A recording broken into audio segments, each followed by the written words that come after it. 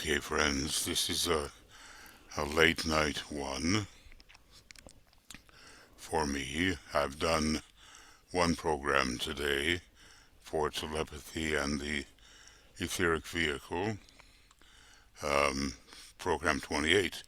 This will be program 29, and it's sort of on the overlap between the 20th and 21st of November. It's the 21st here in Finland, but in most other places it's still the 20th if we consider South America and America. So let's get right into it, because I really haven't much time for a long program, and I probably couldn't withstand it. Anyway, DK warns us about the futile talk of certain writers and thinkers anent cosmic consciousness. It really isn't cosmic at all. As I say, some of them were, at least the one I know about best, was a kind of disciple of Walt Whitman, who I think was a third-degree initiate and had a great comprehension of wholeness. I think he really wrote one great book, and it's called, it's a poem, and he revised it constantly. It's called Song of Myself.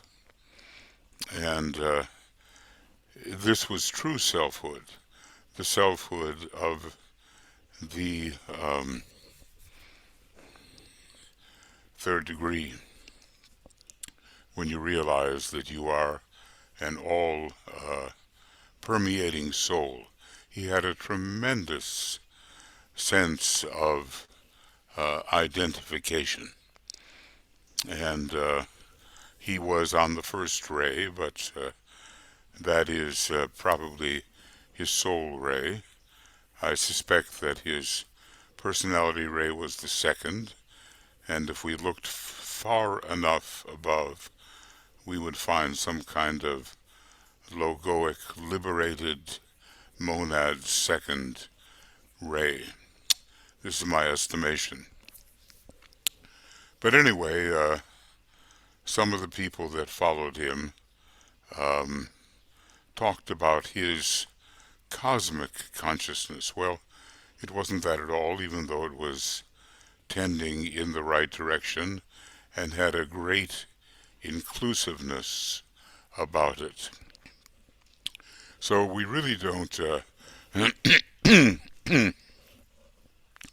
excuse me, we really don't tune in on the infinite. It's a super universal state, and maybe the great deity, who is not, in my view, the absolute, but at least is somehow came forth from the absolute. Maybe that deity sees in itself a reflection, which is the supercosmic intimate, infinite, the super universal, above any universe, that greatest of all infinites that contains all possible infinites. As a matter of fact, we really can't even be tapping in on the universal mind. Maybe that's something for those who have some atmic realization. And realization, by the way, is one of those qualities or siddhis or powers that goes along with the atmic plane. As I say, our colleague Keith Bailey has brought all these things together in a particular map which he prepared for AUM, of whom he is the chief principal officer, and he's been generous enough to share it with some other groups, and they have found it helpful, and I've shown it to you on a number of occasions, so I'm not going to go back right now to that list of powers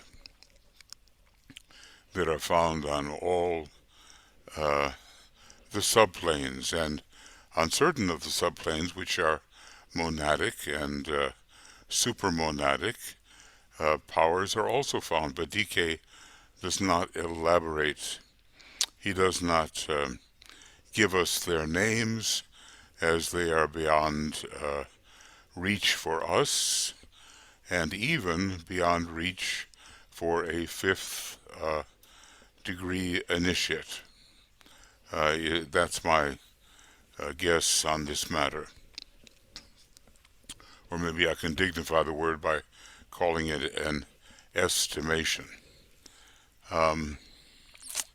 So when people say such things, and I've seen many people say it as if the infinite is just a large number,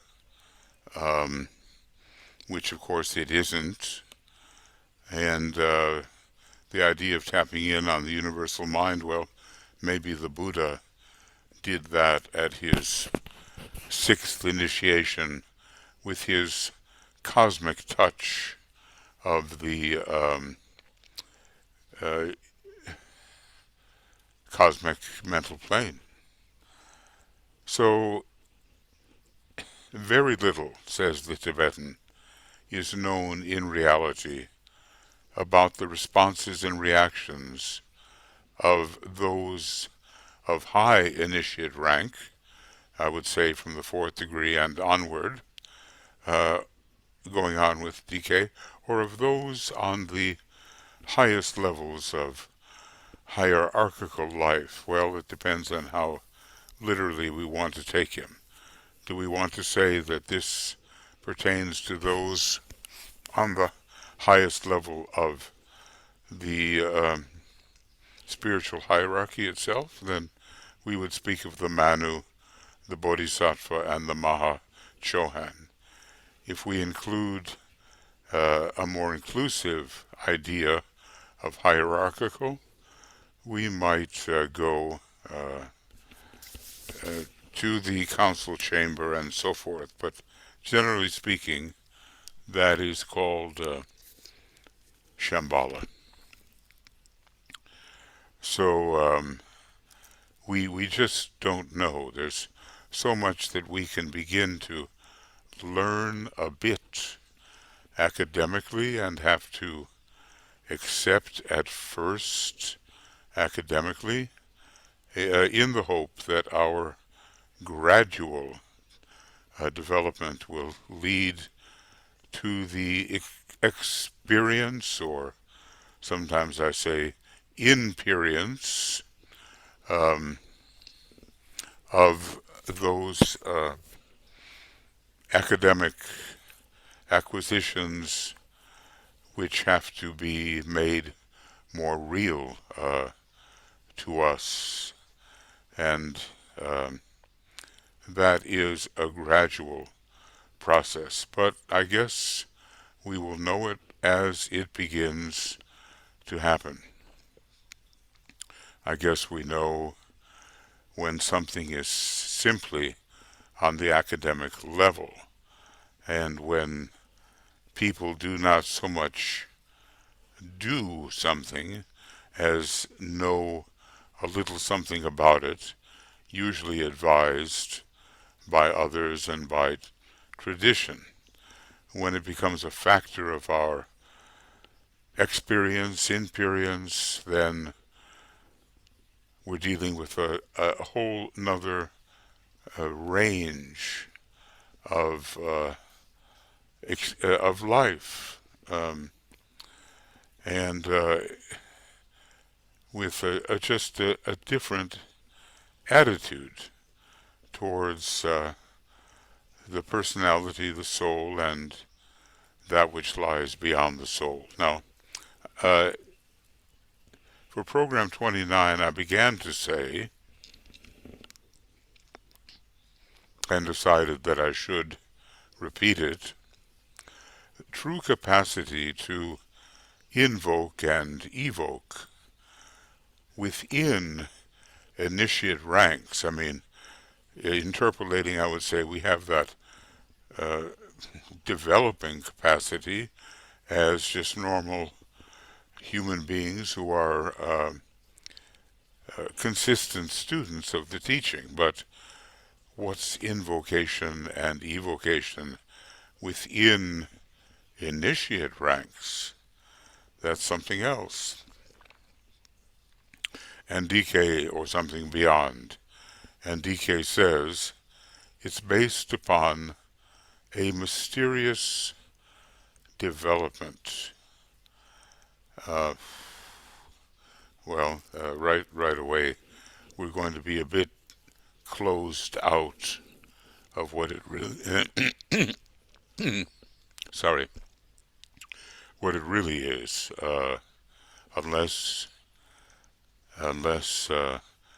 we enter the third degree. It's the mysterious development of the esoteric sense. Now, in a way, that's the seventh of the senses. We have, maybe in order, um, uh, hearing, uh, touch, sight, taste, smell, and all their higher correspondences, and the common sense, which I suppose relates to the synthesizing mind, and then finally, number 7, the esoteric sense. So we just have to take Master DK's word for it. There's something mysterious here about the way the esoteric sense develops. And until we are confirmed initiates of the third degree, and not just aspirants towards that state, we will not know for certain. Okay, well then we're continuing here on page 72, which we have reached. DK says, the active use of the esoteric sense in the occult training offered to aspirants, disciples, and initiates of lesser degree, these are the probationary initiates, initiates of lesser degree produce certain changes within the brain, which, with corresponding changes within the buddhic vehicle. This is interesting. These changes enable one at will, after the third initiation, to contact the being, life, or the monadic point of contact with whom he will be increasingly affiliated, or the member of the hierarchy whom he may desire to consult. All right, that has to be an interesting paragraph, I would say, and we'll just use that color, but it would be nice if we could use a color which actually allowed you to see it, right? Don't you think so? Okay. certain changes within the brain, okay, with corresponding changes within the buddhic vehicle. And we're maybe now, even now, beginning to use some small representation of the kind of esoteric sense which the higher initiates and masters can wield. It's interesting, that connection there between the brain and the buddhic vehicle. If I were to interpolate, I would say that buddhi is wisdom, intuition, pure reason, and it allows a kind of sensing, maybe it's not too good a word, but sensing of the conditions of the students of the group far beyond what was possible before. So there are preliminary changes, may I say. And then, after these preliminary changes for the disciples and initiates who are, it looks to me like, probationary, these changes, says the Tibetan, enable one at will. It's, a real tuning in after the third initiation of transfiguration to contact the being, life, or the monadic point of contact with whom he will be increasingly affiliated. So, the monad is not exactly immediately accessible. But after the third degree, in which Shamballa begins to be a factor in realistic consideration, he can begin to move towards that, what is it called, monadic point. Now, in some of our classes, we've been doing our best to deal with being and life, and not just vitality, but life. And with that monadic point, maybe a point in the center of a triangle, it seems to me. Or, after the third degree, to contact the member of the hierarchy with whom he may desire to consult. And there are these interviews which do take place, and interestingly, for that initiate disciple or disciple initiate, which Roberto Assagioli was said to be, DK recounted for him an interview that he had in the ashram of his Master Kutumi. And then, of course, Alice Bailey reports something very similar, going to the ashram, maybe, to a certain point of tension within the sort of precinct of Master KH, and being kept, as it were, waiting outside the door, whatever the door was. And that kind of waiting taught her a lesson, because the master, who is a considerable musician, was playing the organ And he went on and on, while Alice Bailey became a little bit, uh, um, I want to say, the victim of consternation. Why was she being kept out and not being consulted? Because she had been invited to come to talk to him, I guess. And the whole idea was that if such a master as busy,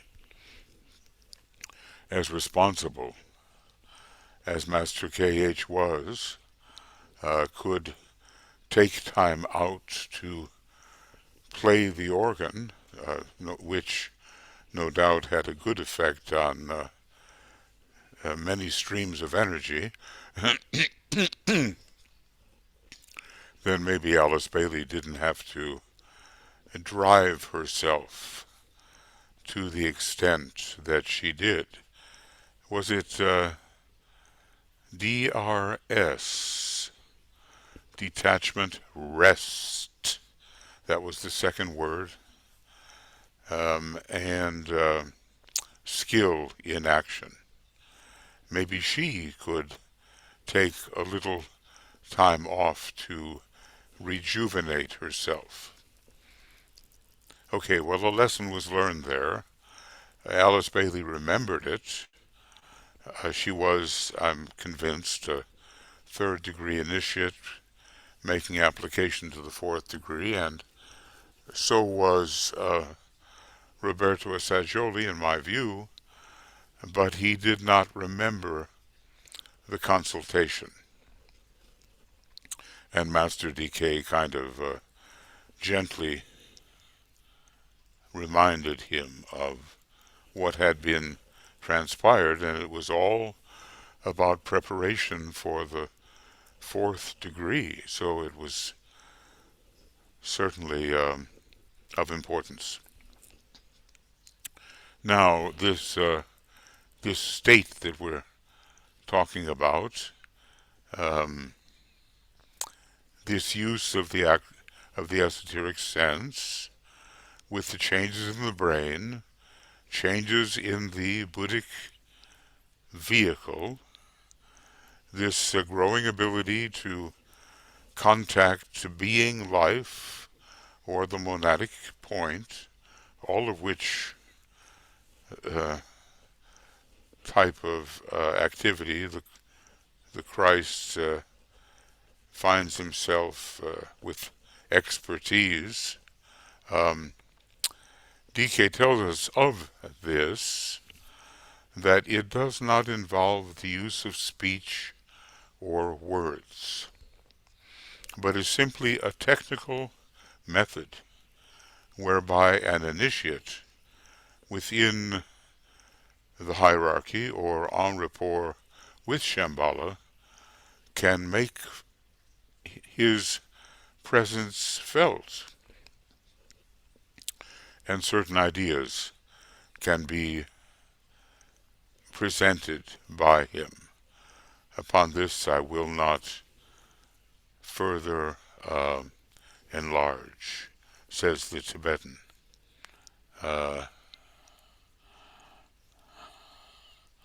Okay. He's already said quite a bit, hasn't he, um, on these matters. Okay. But anyway, it's not about talking. It's about impression, making his presence felt, whether that initiate is from hierarchy, technically speaking, or even a higher type of initiate associated with Shambhala. Um,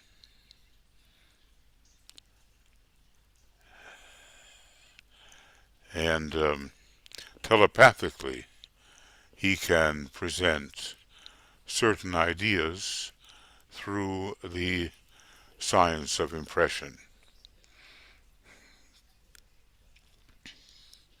Let's pause just to think about that for a moment.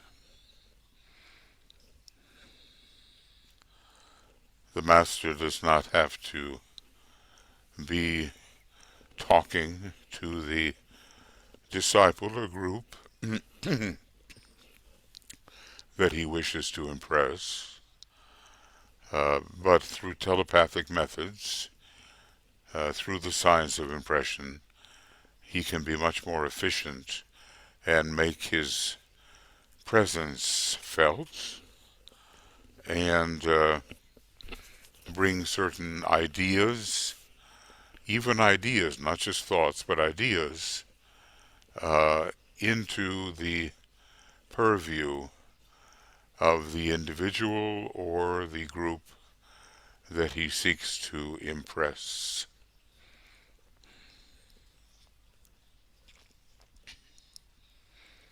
He is not going to enlarge on this. I mean, if after this point we don't get what he's doing, after so many repetitions of his method, it probably would not be of much use to, at this point, um, enlarge upon this factor.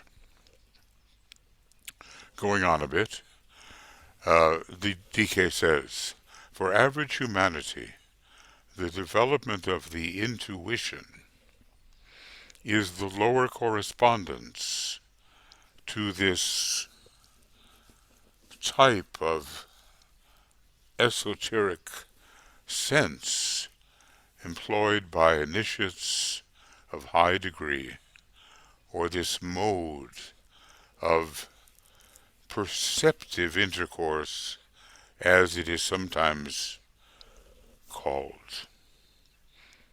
Okay, and that's interesting wording. Perceptive intercourse and intuition is the lower correspondence of the type of esoteric sense employed by the initiates of high degree.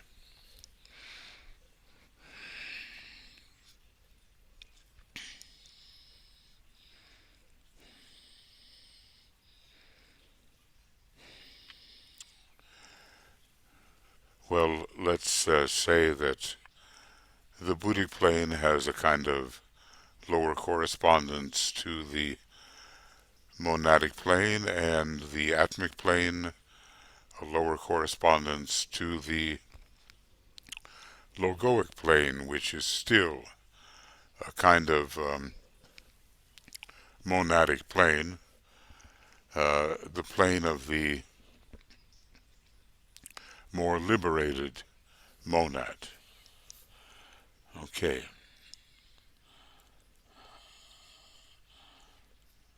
So intuition, as it becomes developed, is certainly not the end of the trail.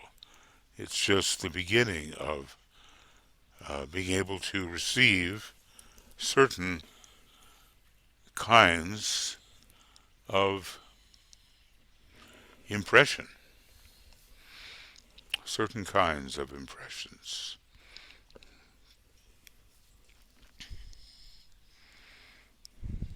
I guess one begins to wonder if one is receiving really in one's soul certain impressions of this, well, at least of a reasonably high kind. Whether when we go to the end of the first chapter in a treatise on white magic and we talk about higher impulses which are rhythmically sent out by the soul, or maybe angel of the presence, to the would-be magician, or, to the truly aspiring disciple,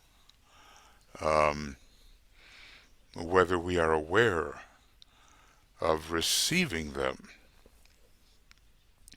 Certainly, I think we all have experiences of being swept by some kind of unexpected positivity.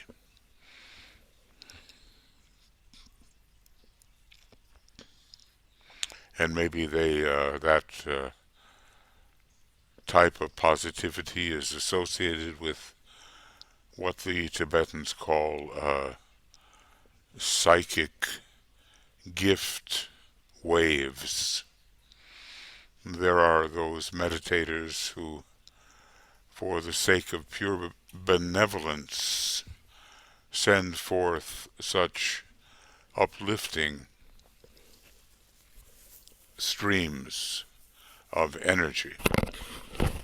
And we may wonder how it is, what it is, that suddenly we're uplifted. DK has said to some of his students, do you sense how at a moment of low strength I was there to uphold you? Basically to assist the the discouraged or fatigued student. And then, of course, there's that old story in Christianity about Jesus or the Christ, but they say Jesus walking with one of his disciples, and is it called like footprints in the sand? And there are two sets of footprints, and suddenly the the number of footprints turns into one set of footprints. Well, you can imagine. The disciple says, why, Lord, did you abandon me at that point? That is kind of a way that people might interpret such a happening. And Jesus said, oh, no, my son, something like that. You are mistaken. It was there that you became so tired, so vulnerable, so weak, that I picked you up and held you in my arms and carried you. And thus there was only one set of footprints. So things sometimes get turned around, don't they? And we think we are abandoned by a great source, when in fact we are upheld. Now DK goes on and says, within the Ashrams, advanced disciples are taught how to discover within themselves and to use this new potency and thus develop the needed mechanism.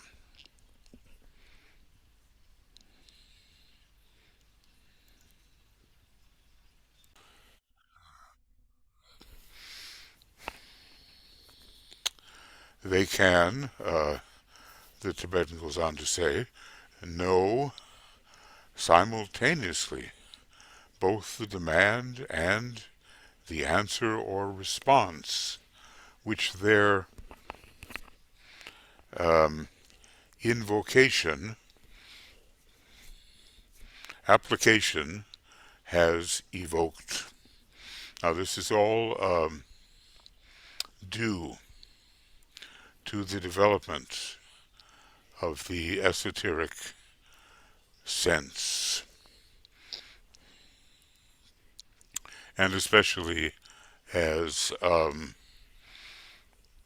the advanced disciples can wield it. Now, looking at the Tibetan, we might say, yes, he is a master, and from another perspective, he is an advanced disciple, or there are initiates of the fourth degree who are both disciples and high initiates.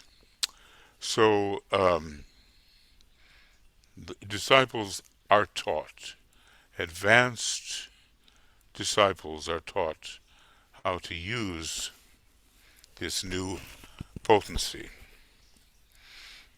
the esoteric sense, and the knowledge of what they can know um, is considerable. And notice the word simultaneously. They can know simultaneously both the demand and the answer or response which the invocation application has evoked. So they will get a very accurate picture of what is transpiring within the psyche and energy system of the disciple or group of disciples upon whom they are concentrating. Okay, then now we're going to move on to page 73. I admit we're not exactly burning the barn down, with our speed.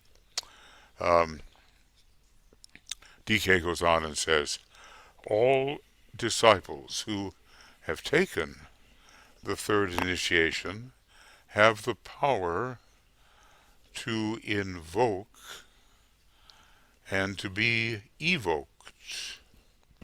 And hence, this technique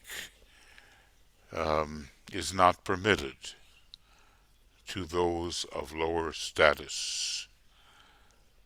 Okay, so this is part of what DK calls the mysterious development that occurs within the ashram.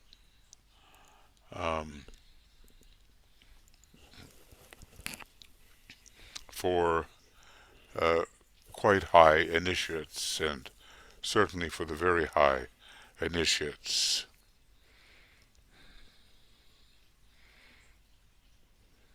Do you feel in your life yet that you have the power to invoke and to be evoked?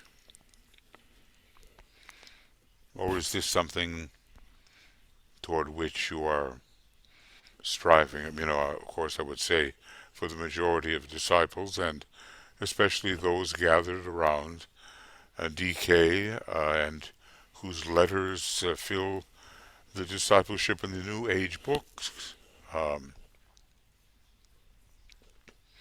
we're on our way rather than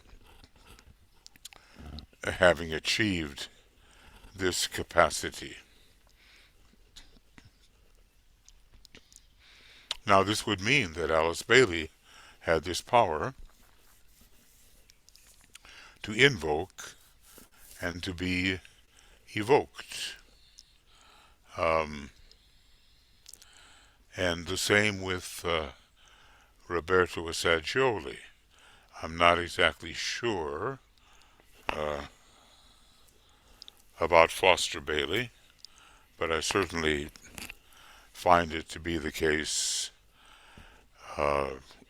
due to everything mentioned about Alice Bailey and also about Roberto Assagioli.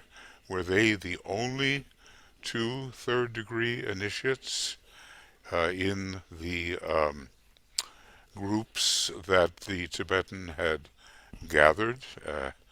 Had Foster Bailey made that grade in the ashram of the Master Moria? Well, it's probably not our business too much, and probably we just cannot know that. But anyway, there are techniques, and they are held in abeyance and away from those of lower status. And think about that. we may struggle to achieve some familiarity and abilities with respect to this technique involving the revelations of the esoteric sense, but, well, unless we have achieved a certain status in our initiatory ranking, we will struggle on until we have achieved that status. But what I'll do is make this noticeable, that hence this technique is not allowed, not permitted to those of lower status. Maybe we will begin to discover that this power to invoke is growing, and that the power to be evoked in the right way is growing as we attempt to fulfill the needs of our students. Maybe we will discover that. DK goes on and says, a highly developed discriminative faculty is here needed. It is in reality an advanced part of the technique whereby, in the earliest stages, the disciple is permitted to attract the attention of the master. Now that occurs, doesn't it, with the chela on the thread. We're told that at practically no expense of great energy to the master, the disciple can attract a flow of energy from him, as long as it is for selfless purposes. So it's really something beyond the chela on the thread to have this kind of infallible, simultaneous, esoteric sense at work for you. And obviously the Tibetan has it at work for him. Alice Bailey was astonished at how the Tibetan saw into his students and saw their difficulties and what would be of value to them. I guess it transcended her ability thus to see, which would be expected, and as I said, she was quite amazed when DK pointed out certain things to his students which would be of great help to them. Anyway, this highly developed discriminative faculty is required. And that's not the kind of discrimination which is fixated on the fourth subplane of the normal mental plane. It goes much higher than that. So, and beyond the chela on the thread interaction, all of this that we're talking about takes place. So it is an advanced part of the technique whereby the disciple is allowed to attract the attention of the master. And we know we've studied that a little bit in our work on the 6 stages of discipleship. And I'd like to get that, well, not doing too well there, am I?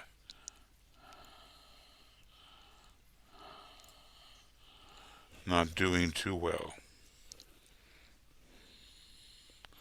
Let's see if I can do a little better. Yep. It's interesting how all these techniques are related to each other and form a kind of a ladder of ascent.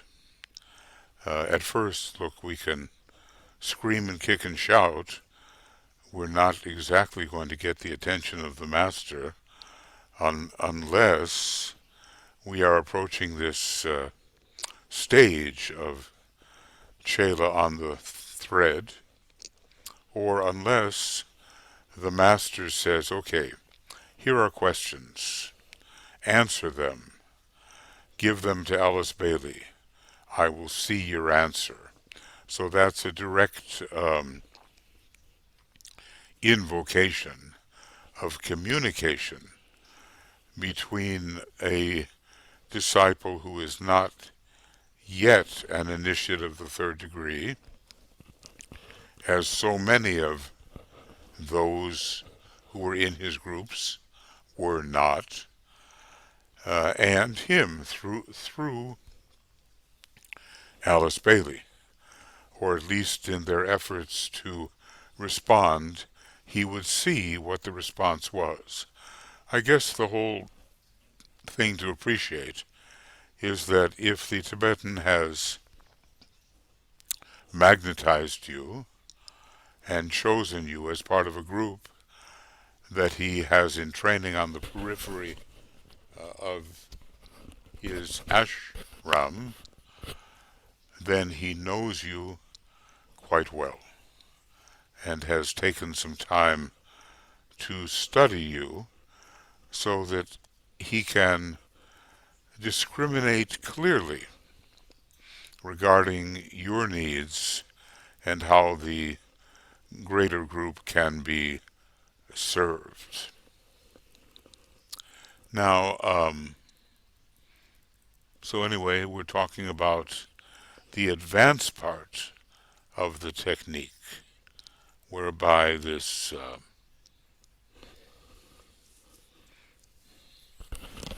this 4th stage of discipleship operates. Now, so it's about the disciple attracting the attention of the master on his own, not just because the master says, write or think and I will see. That would be an earlier phase, and no doubt he would see. But this would be initiated by the disciple himself, this 4th stage. He needs help. He needs energy from the master. He initiates the contact himself and is not simply responding to what the master asked him to do. So how does he do this? Okay. DK says, this he does through the very importunity of his desire, and, well, I guess if the desire is intense enough, the master will see, and later through the use of his acquired knowledge, he proceeds to what is called the regulated nature of his appeal. And I suppose that would be the chela on the thread phase. This appeal, the appeal, is regulated by desire more than by control of the will. And that also is interesting. But regulated aspiration can have some effect. Now, it's going to be more trustworthy if he has reached this fourth stage of discipleship and can be considered one who will not abuse the master's attention, and actually it's not a consuming attention. It's just giving the disciple the energy flows which he needs. Okay. Importunity. It means a sort of urgency, doesn't it? Okay.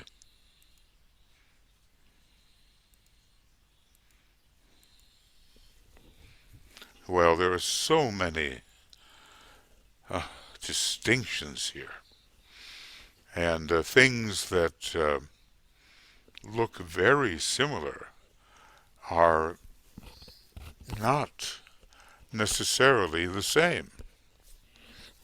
And DK has to help us discriminate so we can tell the difference between activities that we might otherwise consider to be the same type of activity when in fact they are not. So at first, attracting the attention of the master is done through importunity of desire.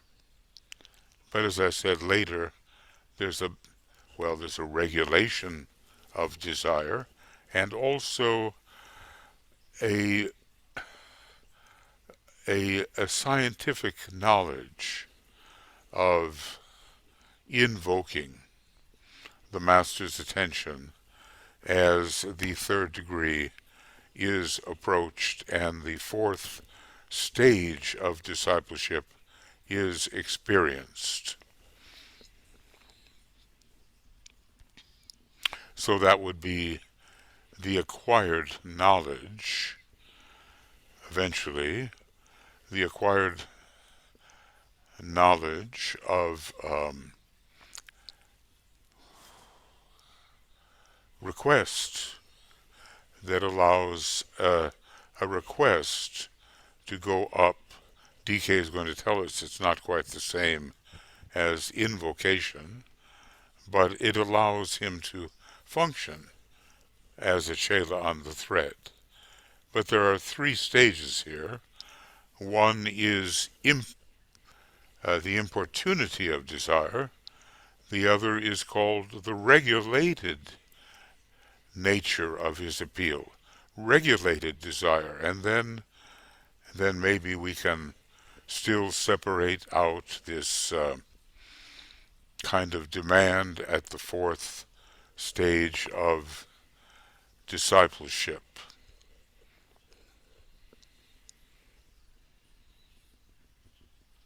And maybe I read this wrong before, I don't know. The appeal here is then less regulated by desire and more by control of the will. Yeah, I think I reversed it. I'm sorry if I did that. But anyway, the will is behind the demand to the master in the fourth stage of discipleship that there be some kind of response. And generally, if the motive is correct, then there is some kind of response, which is helpful. And as DK tells us, of that phase, it takes practically no energy from the master at all. So it does not tie him up with preoccupation in the disciple's condition. Sometimes I think the master had to get more preoccupied with the disciple when the disciple was vulnerable to many of his own personality foibles. DK did discover he had to explain quite a bit to disciples about what the story was for them, and he spent time doing that. Oh my, I've had the original sound on. I'm sorry about that. I hope you haven't, heard me gasping for breath so annoyingly that it it bothered your assimilation. Oh gosh, so many little technical things. I feel like an airplane pilot that has to go through a checklist along with the co-pilot in order not to fail in something that is really necessary. Okay. Now, DK goes on and says, I am not here dealing with invocation and evocation as it is carried on between humanity and hierarchy.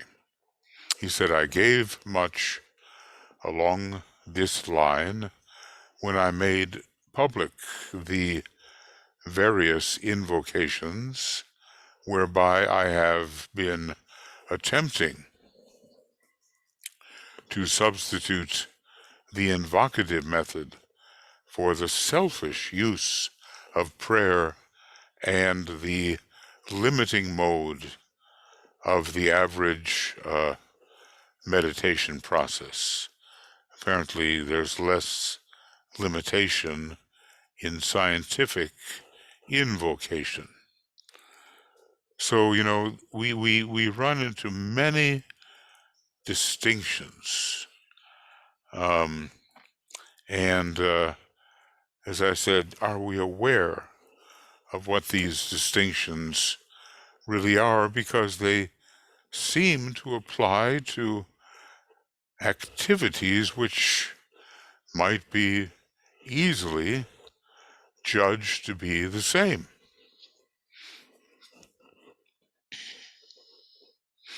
Anyway, the first use of prayer, not the kind of prayer that Jesus or the Christ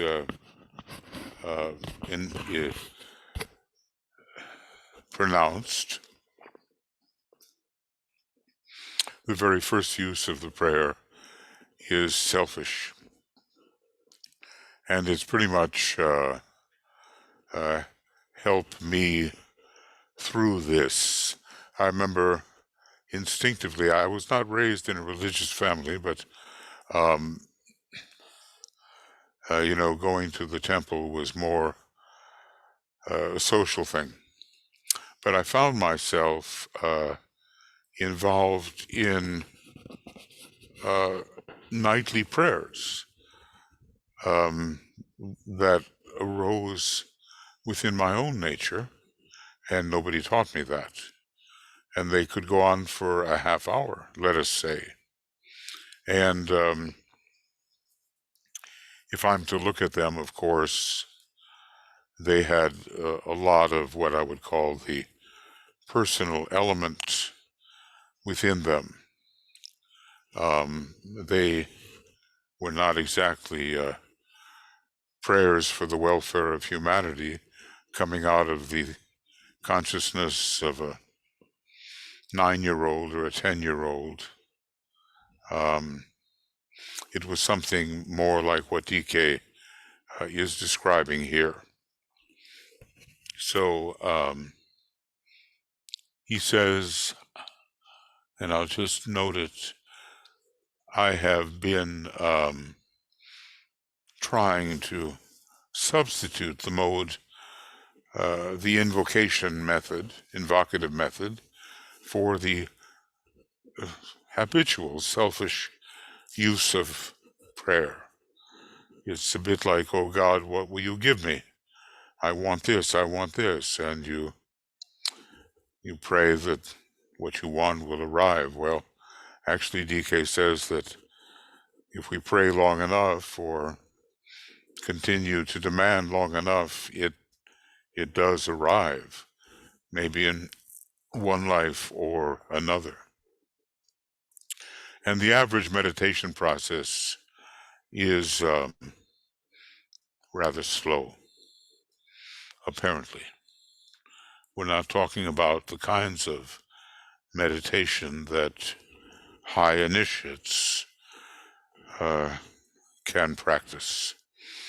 We're talking about the usual, fairly beginning stages. And let's see, there might be a tiny bit more here. And what I probably would do is, yeah,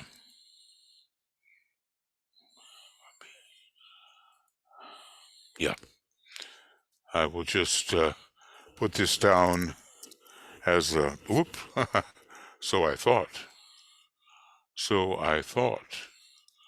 but I'll put it down as a marker on page 75. And yeah, apparently I have succeeded in doing at least that, even though I'm paused, and I can now resume, but not using that, using instead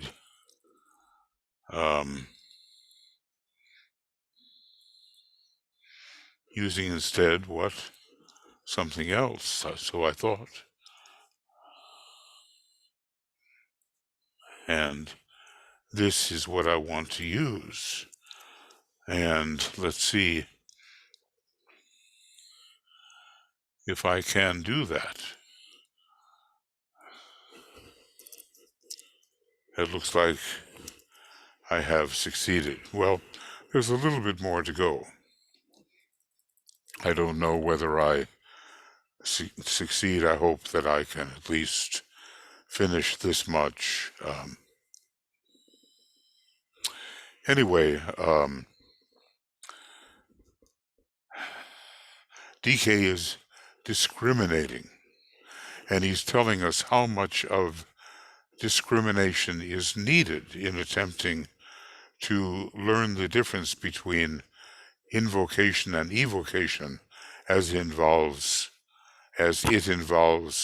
humanity in the hierarchy, and how much is involved when higher initiates are involved with that same process as basically part of the supreme science of contact.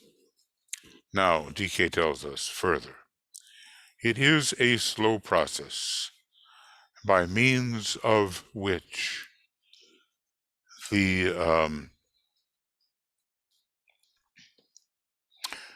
this method of intercourse must be learnt and mastered, and no textbook or information on the subject is of much use. Now that is, what did he call it? Let's just remind ourselves of what he called this. up here a little bit.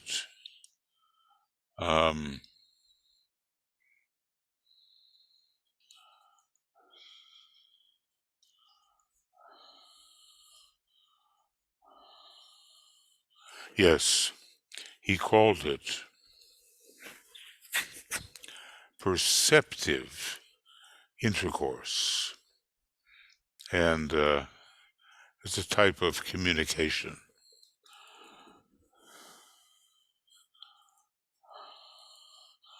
Okay, and to develop this is slow, and basically he says, well, textbook knowledge is okay, but it's not totally sufficient. It is not. So no textbook or information on the subject is of much use. And this is here, by which the method of perceptive intercourse is what he's talking about. I wonder if I could, sometimes I wonder if I can,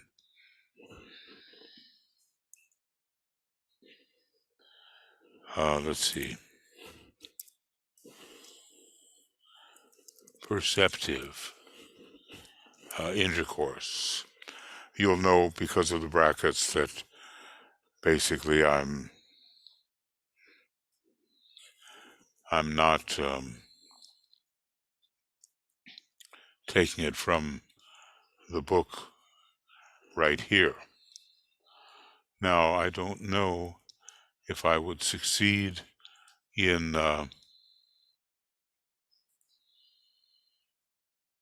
that. Maybe not.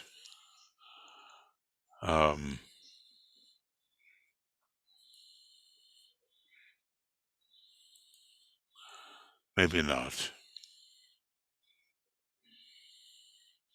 I'll just leave it that way. You'll get the idea. I don't want to fool around with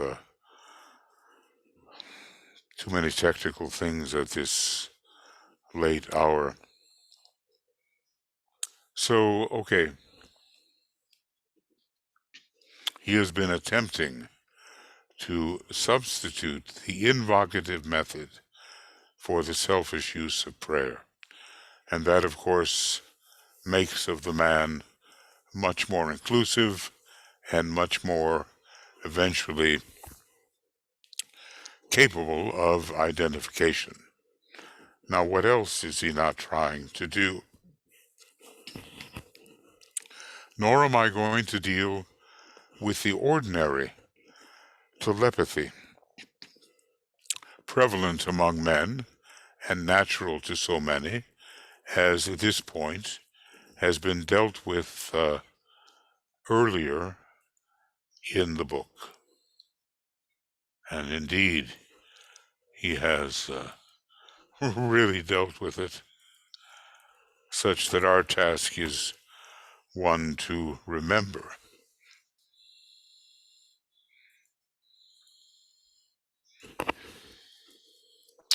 But at this point, he says, I should like to emphasize something which applies to every human being. When animal man passed through the door of individualization and became a human being, he came possessed of an innate capacity of sight.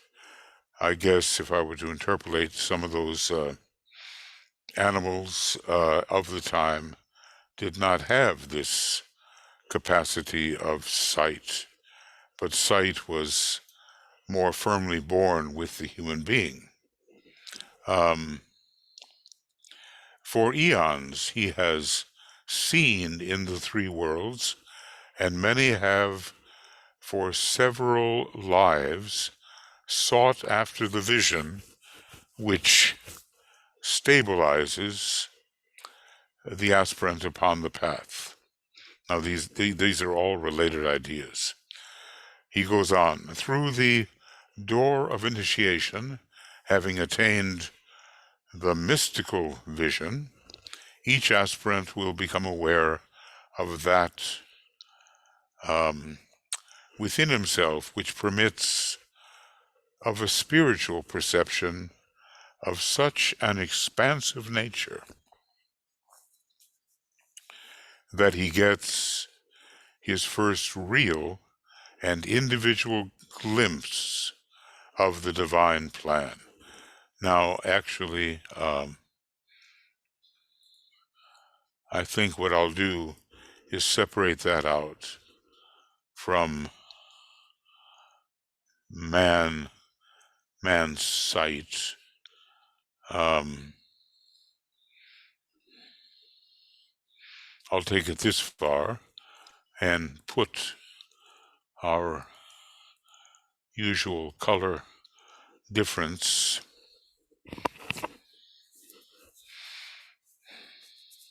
The potency of sight was much developed. There are some very peculiar ideas about the extent of how man could see and whether he had an eye on top of his head, which actually, I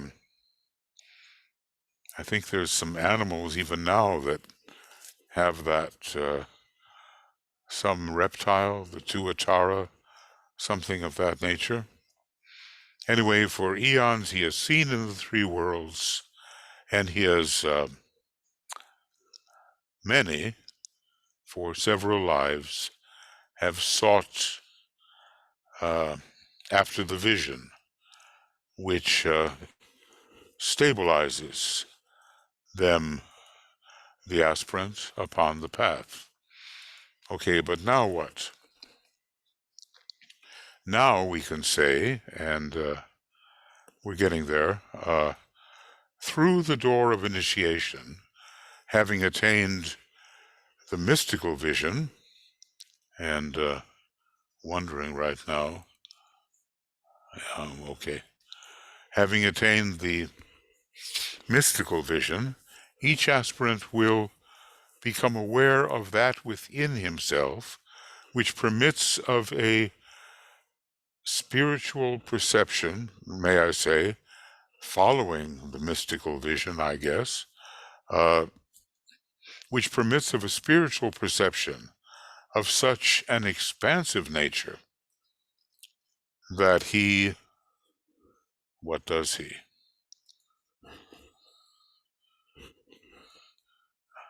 That he gets his first real and individual glimpse of the divine plan. And from that moment on, his entire life is altered. All right.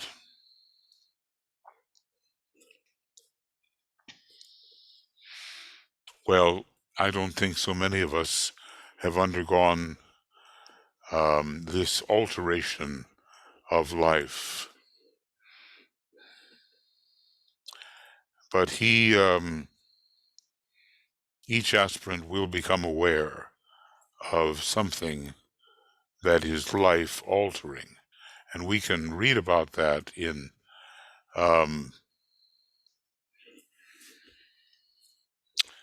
we can read about that. But the point is, does it really occur that way for us, or is it just academic knowledge? So each aspirant will become aware of that which gives him his first real grasp of the divine plan, and from that moment, his entire life is altered. Well, whether we know it or not, we are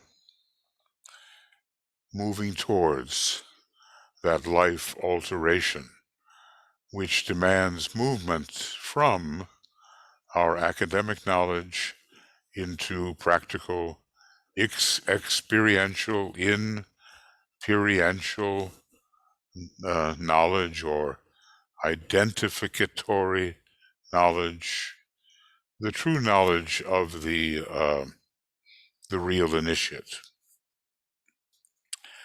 Now, he's giving us some further information on page 74 here, and he doesn't expect a real response, I think, later, and this I cannot expect the student to understand. If he thinks he does, he's being misled by words. He will pass through the door of identification.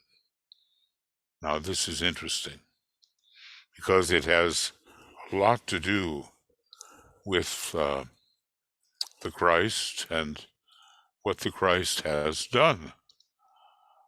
I put it in the indigo color because the kind of identification that the Christ has is exactly on the second ray. He will pass through the door of identification. That follows the door of, let's call it Aquarian universalization. It follows initiation, universalization, and finally identification. It's a climactic state. Now DK is being,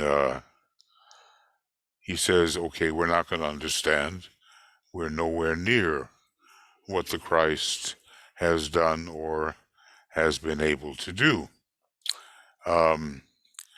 This door of identification, I guess that's what he means, this is a perfectly meaningless phrase. Since, says the Tibetan, its significance is most carefully guarded. Okay, I'm going to make it red, you know. Maybe it's, I don't mean by that the first ray, but I mean that we should pay attention that the door of identification is most carefully guarded.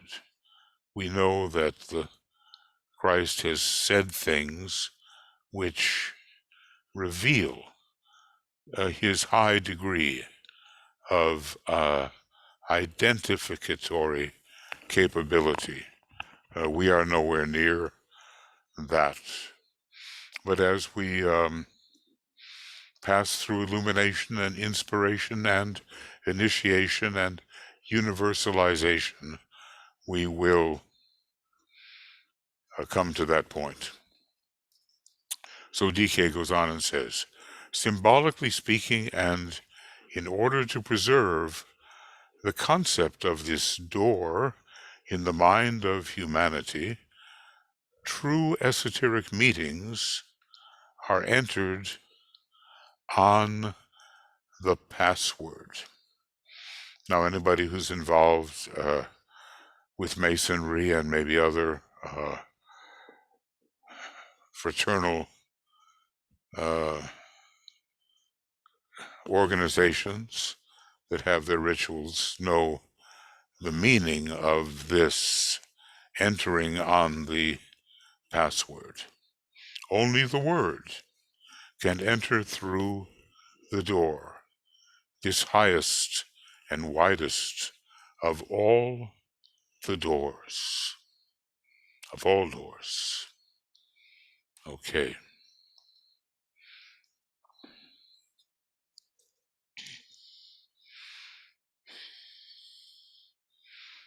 Well, I'll just use this. True esoteric meetings are entered on the password.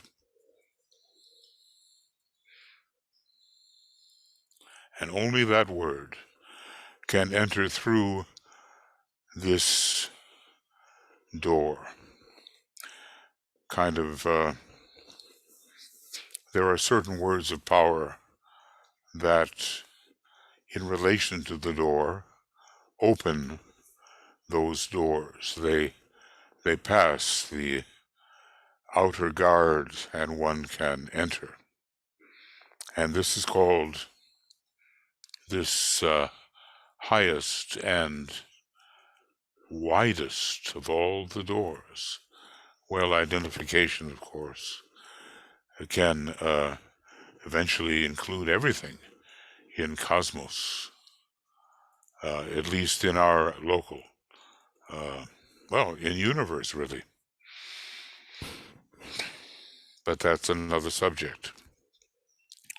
Once through that door, and once eligible to the council chamber of the great Lord, the initiate will comprehend what is meant by monadic impression.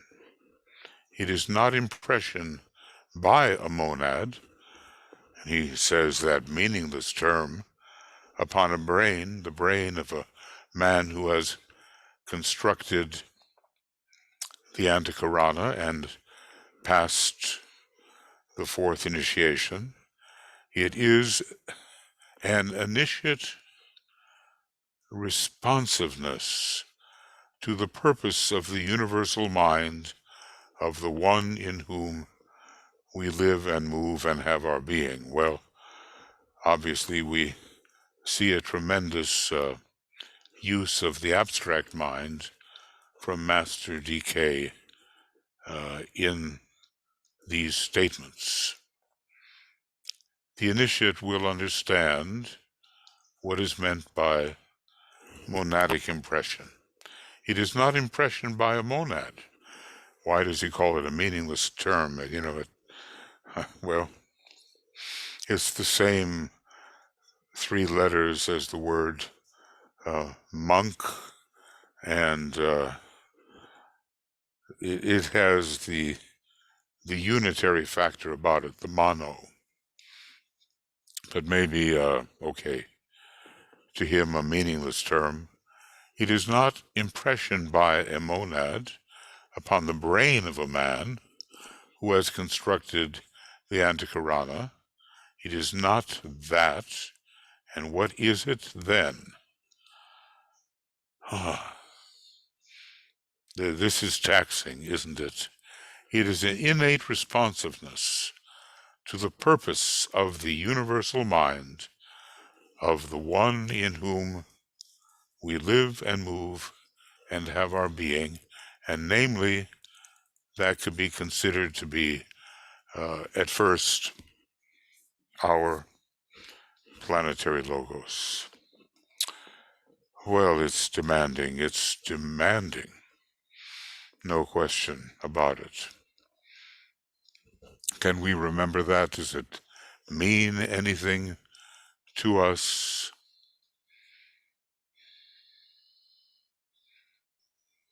So here we're trying to look at the true meaning of monadic impression and what it means in relation to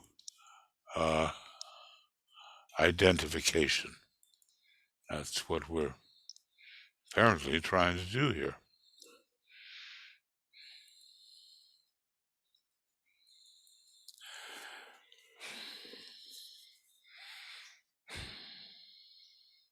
It is, says the Tibetan, an innate, it's built into us, innate responsiveness to the purpose of the universal mind, the higher aspect of which can be found on the cosmic mental plane, but some kind of aspect on the atmic plane, an innate responsiveness to the purpose of the universal mind of the one in whom we live and move and have our being. Well, ponder on this, my friends. I certainly will, time allowing, because such things being said are not easily grasped. We've made it to page 75, and I guess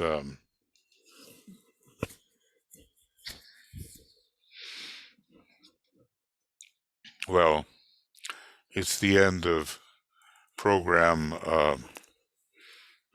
29, and what I'll do here is bring this down and kind of insert it here,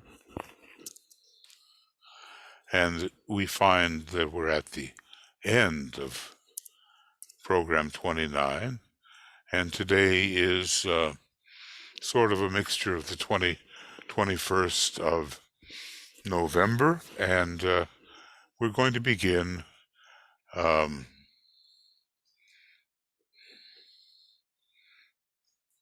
it'll be, well, let's see if I'm doing this right.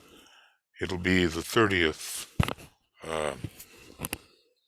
program 30, TEV, and we don't know when it will be. Certainly no more for tonight. I'm just pushing things a bit by doing this tonight, and we start at number 75. So, okay, and what I want to do here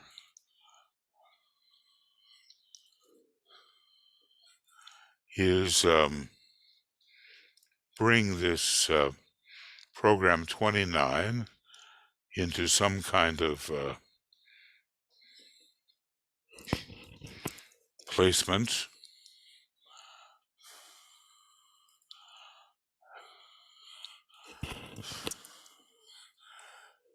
Okay, that's going to be 29.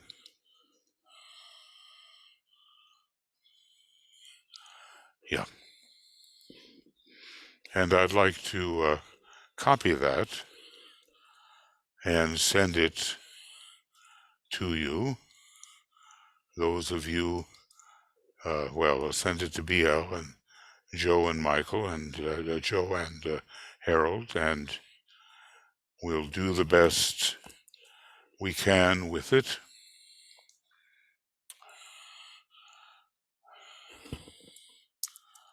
Okay.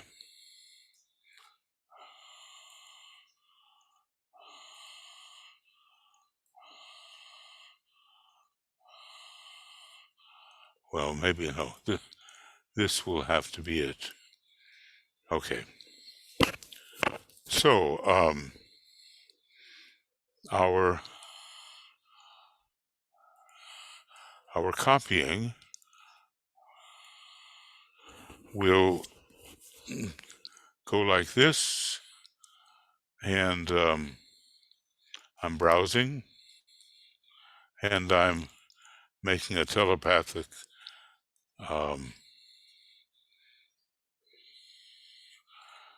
this is 28, and what I really want is program number 29, and I want to send that to you,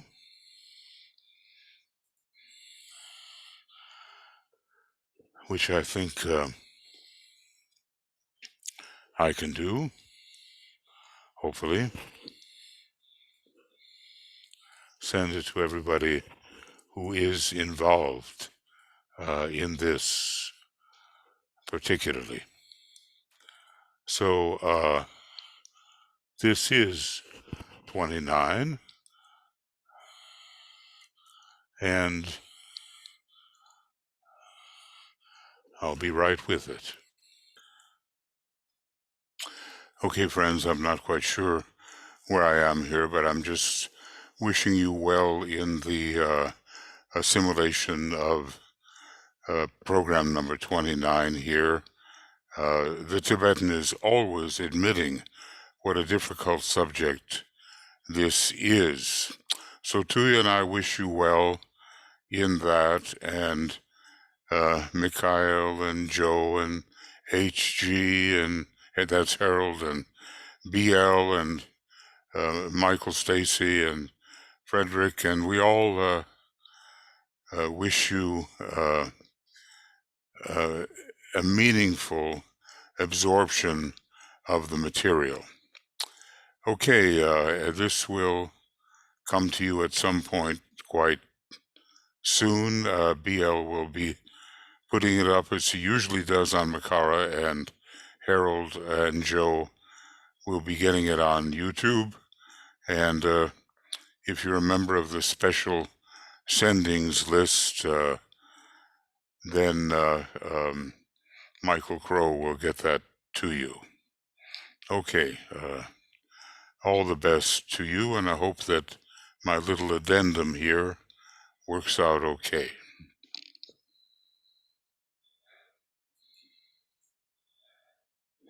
We'll see you now.